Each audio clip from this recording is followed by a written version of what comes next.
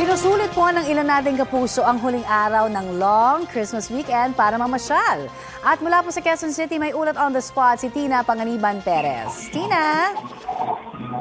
Bonnie, makilang-ilang pamilya ang namasyal ngayong araw sa Quezon City Circle para sulitin ang huling holiday niya ngayong Kapaskuhan para mag-bonding. Isa sa mga inabangang magbukas ang rides dito na 50 pesos ang entrance.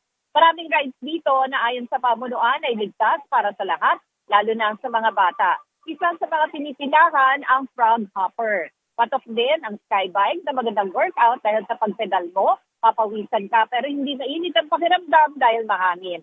Tinitiyak ni Leslie Singian, park supervisor, pasusi nilang ini-inspeksyon ang mga rides dito. May inspeksyon nga raw kada pagkatapos na may sumakay.